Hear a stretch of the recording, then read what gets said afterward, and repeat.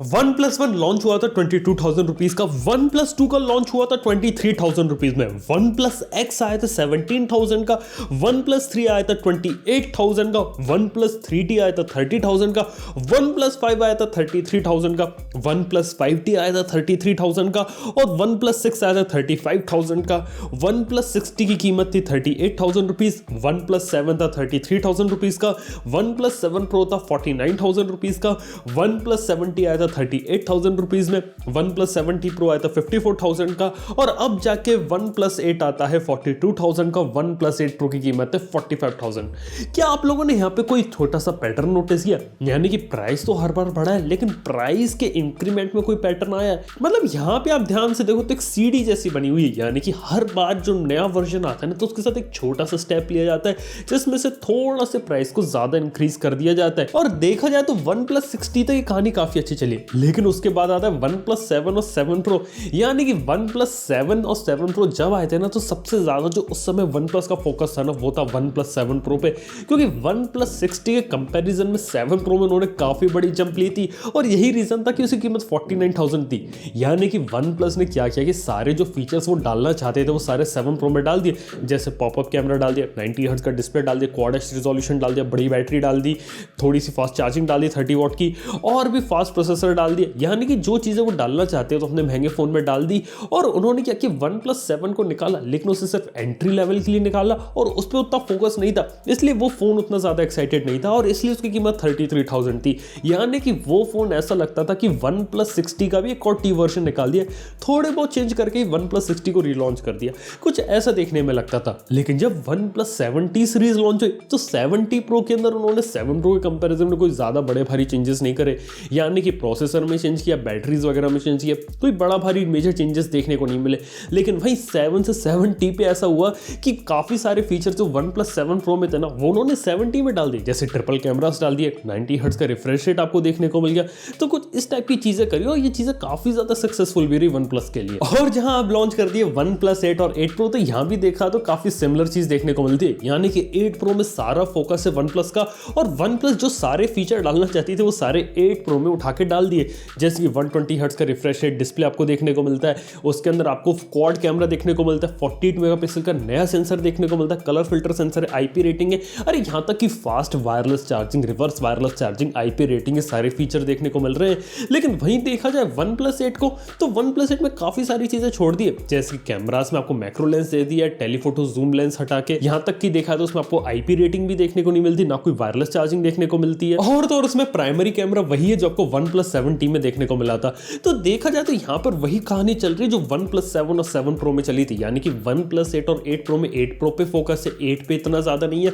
और जब 8T आएगा ना, तब जाके 8 प्रो के काफी सारे फीचर्स एंट्री लेंगे वन प्लस 8T के अंदर। लेकिन यहाँ पे काफी एक इंटरेस्टिंग बात है कि इन फोन का जो प्राइस है ना, वो काफी ज्यादा अट्रैक्टिव रखा गया है। यानी कि बात करें तो यूएस चाइना के कंपैरिजन में जो सबसे कम प्राइस आपको देखने को मिल रहा है पूरी दुनिया में वन प्लस के फोन्स का, वो रियलिटी में इंडिया में देखने को मिल रहा है। और तो इसके बाद ऊपर बढ़ के एक और बात ये भी है कि वन प्लस 8 और 8 प्रो का प्राइसिंग कुछ वैसी है जैसी जो प्राइसिंग वन प्लस 70 और 70 प्रो की थी। यानी कि जो इंक्रीमेंट आपको देखने को मिला ना थोड़ा सा, वो सिर्फ इसलिए देखने को मिला क्योंकि जो जीएसटी ना वो 12% से बढ़ के 18% हो गया। अब जब जीएसटी बढ़ेगा तो फोन की प्राइस में इंक्रीमेंट होगा, इसलिए आपको थोड़ी सी ज्यादा इंक्रीमेंट देखने को मिला 8 और 8 प्रो की प्राइसिंग में। अगर जीएसटी नहीं बढ़ा होता तो हो सकता है कि ये जो फोन है ना, हमें पिछली वाली प्राइसिंग में ही देखने को मिल जाते। तो इसी तरीके से देखा जाए तो जो वन प्लस है ना, हर साल नए फीचर्स इंट्रोड्यूस करती है, फोन को पिछले से ज्यादा बेटर बनाती है, नया प्रोसेसर डालती है और उसी का यूज करके फोन के प्राइस थोड़े से ज्यादा बढ़ा देती है। वैसे इस बार इतना इंक्रीमेंट देखने को नहीं मिला है। लेकिन खास बात यह है कि आखिर वन प्लस को ऐसी हिम्मत कैसे है? यानी कि कोई कंपनी जिसने 20,000 रुपीज का फोन बनाया था वन प्लस वन, और वहां से वो सीधे पहुंच गए 55,000 रुपीज के फोन के पीछे। यानी कि 5-6 सालों में इतना बड़ा जंप कैसे ले लिया वन प्लस ने? तो सबसे पहले तो वन प्लस के साथ सबसे खास बात यह थी कि उन्होंने बजट फोन्स और चीप फोन्स और जो मिड रेंज फोन्स होते हैं बनाए नहीं। उन्होंने हमेशा फिलॉसफी रखी है उन्होंने एक फ्लैगशिप फोन बनाना है, यानी कि उन्हें फ्लैगशिप स्पेसिफिकेशन वाला फोन बनाना है और उसे अपर मिड रेंज कैटेगरी में प्लेस करना है। यानी कि उन लोगों के लिए फोन बनाना है जो कि फ्लैगशिप स्पेसिफिकेशन यूज करना चाहते हैं, लेकिन वो ज्यादा फ्लैगशिप फोन जितना पैसा खर्च नहीं कर सकते। उन्होंने शुरुआत से यही स्ट्रेटेजी रखी और इसी स्ट्रेटेजी को फॉलो किया और हर फोन के बाद अपने पुराने फोन से इंप्रूवमेंट लाते गए। यानी कि आपको फ्लैगशिप स्पेसिफिकेशन देखने को मिलती थी, बेटर फीचर्स देखने को मिल रहे थे, और जो प्राइस होता था ना, जो महंगे फ्लैगशिप फोन होते थे उनसे कम देखने को मिलता था, और यही एक कारण बना कि वन प्लस है ना आगे बढ़ती चली गई। यानी कि उन्होंने सबसे पहले तो सस्ता और कोई मिड रेंज और कोई बजट फोन निकाले नहीं, इसलिए जो वन प्लस का जो एसोसिएशन था ना वो थोड़े महंगे फोन से हुआ। यानी कि उसकी जो ब्रांड वैल्यू बनी ना वो बनी कि वन प्लस महंगे फोन बनाती है, और इसलिए वन प्लस के फोन लेने के लिए लोग तैयार हो गए। यानी कि अगर वन प्लस गलती से अगर 10,000 रुपए का फोन निकाल देती तो वन प्लस को अभी इतनी हिम्मत नहीं मिलती कि 55,000 रुपीज का फोन निकाले। यानी कि अगर वो 55,000 रुपीज का फोन निकालते तो फिर होता ही है कि उस प्राइस में उस फोन को काफी कम लोग लेते, क्योंकि तब देखा है तो जो वन प्लस है ना उसे लोग सस्ते से जोड़ के देखते, लेकिन अब उसे फ्लैगशिप और प्रीमियम फ्लैगशिप से जोड़कर देखते हैं।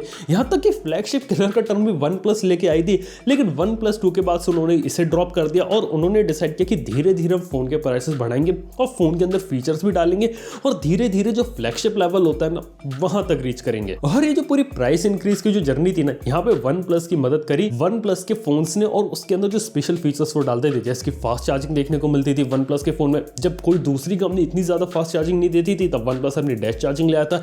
यहाँ तक कि जो वन प्लस का जो ऑक्सीजन ओएस है वो लोगों के बीच में पॉपुलर है, इसलिए लोग वन प्लस के फोन लेना पसंद करते हैं। वन प्लस के फोन में उन्हें यूजर एक्सपीरियंस देखने को मिलता है, अलर्ट स्लाइडर देखने को मिलता है, और इसी के कारण जो वन प्लस का फैन बेस, जो वन प्लस की जो रियलिटी में जो कम्युनिटी बनी है ना उसने हेल्प करी कि वो आगे चल के वन प्लस के फोन ही खरीदो, वन प्लस के फोन रिकमेंड करे। और यही एक रीजन है कि आगे चल के जो वन प्लस है ना वो ब्रांड के रूप में स्टैब्लिश हो चुका है। लेकिन इसी के साथ देखा जाए जो वन प्लस है ना वो सैमसंग और एप्पल के भी नजदीक आ चुका है। यानी कि जो सैमसंग एप्पल है जो कि प्रीमियम फ्लैगशिप में बहुत ज्यादा महंगे फोन बनाती है, और उनकी कीमत और वन प्लस की कीमत में जो डिफरेंस है ना वो धीरे धीरे काफी ज्यादा कम होता जा रहा है। और अभी के समय में जो वन प्लस है ना वो अपने परफेक्ट पोजीशन पे है, क्योंकि अगर अब वन प्लस अगर अपने फोन के प्राइसेस बढ़ाता है तो वो सैमसंग और एप्पल के और नजदीक पहुंच जाएगा। अगर ऐसा होता है तो काफी सारे जो लोग हैं ना वो वन प्लस का फोन लेने से कतराएंगे। यानी कि अभी के समय में जो परफेक्ट पोजीशन होती है ना वन प्लस के फोन की प्राइसिंग की वो बनी हुई है। और यहाँ पे एक और नोटिस करने वाली बात है कि वन प्लस जिस प्राइस सेगमेंट में सबसे अच्छा परफॉर्म करती थी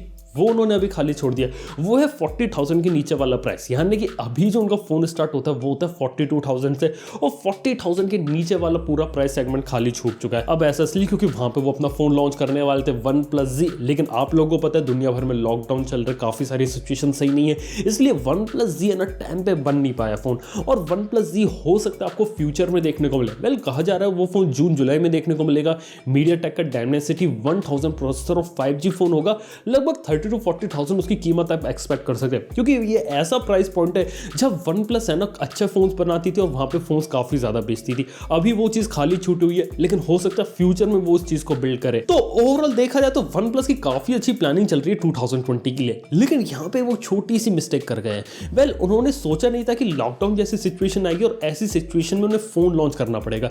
यानी कि उन्होंने पहले ऐसा प्लान बनाया था कि अप्रैल के महीने में फोन लॉन्च करेंगे, उसके बाद इंडिया में जब लॉकडाउन हो गया, और लॉकडाउन पहला जो लॉकडाउन था वो जिस दिन खत्म होने वाला था ना वो डेट थी 14 अप्रैल, और उसी दिन जो वन प्लस थी ना वो अपना फोन लॉन्च करने वाली थी। और वेल उसी दिन जब लॉकडाउन एक्सटेंड हो गया तो उस दिन वन प्लस ने इंडिया की प्राइसिंग रिवील ना करी, और उसके अलावा यूएस और यूरोप की प्राइसिंग को उन्होंने रिवील कर दिया। लेकिन जब उन्होंने इंडिया की प्राइसिंग रिवील करने का वक्त आया था तब क्या हुआ था कि रियलिटी में इंडिया में स्मार्टफोन की सेल स्टार्ट होने वाली थी, और उन्हें लग रहा था कि इंडिया में अगर स्मार्टफोन की सेल स्टार्ट होंगे तो वो अपना वन प्लस 8 और 8 प्रो बेच लेंगे। लेकिन एंड मोमेंट पे जो स्मार्टफोन की सेल्स के ऊपर जो प्रोहिबिशन है वो लग गया। अब इसका मतलब यह है कि वन प्लस 8 और 8 प्रो की प्राइसिंग तो सामने आ गई है, लेकिन आप इन फोन को चाहकर भी नहीं खरीद सकते। वेल वन प्लस 8 8 प्रो को तो छोड़ दो, आप इनके अलावा कोई दूसरा फोन भी खरीदना चाहो ना तो वो भी मार्केट से नहीं खरीद सकते, ना ही ऑफलाइन ना ही ऑनलाइन। और किसी को भी नहीं पता कि लॉकडाउन सिचुएशन कब तक चलेगी, पूरी दुनिया जो है ना वो नॉर्मल स्टेज में कब आएगी, और कब जाके नॉर्मली आपको जो फोन है ना वो दुकानों में मिलते हुए देखने को मिलेंगे। ये अभी के समय में काफी बड़ा सवाल बना हुआ है। और ये देख के लगता है कि अगर ये सिचुएशन थोड़ी सी ज्यादा एक्सटेंड हो गई तो मतलब ये रहता है कि वन प्लस 8 जब मार्केट में आए तो हो सकता है कि उस समय वन प्लस 80 के आने का टाइम हो जाए। वेल ये काफी बड़ा सवाल हो जाता है, क्योंकि वन प्लस है ना साल में 2 वर्जन लॉन्च करती है, एक नॉर्मल वर्जन एक टी वर्जन। अब पता नहीं कि आपको ये फोन कब देखने को मिलेगा, उसके बाद टी वर्जन की प्लानिंग है तो वो कब आपको देखने को मिलेगा। और इसी के साथ ये है कि अगर सिचुएशन अब अभी के समय में नॉर्मल होती ना तो लोग है ना वो जाके नॉर्मली वन प्लस का फोन मार्केट से ले लेते, या अगर मैं खुद रिकमेंड करता कि वन प्लस 8 प्रो के ऊपर लोग जाना पसंद करें।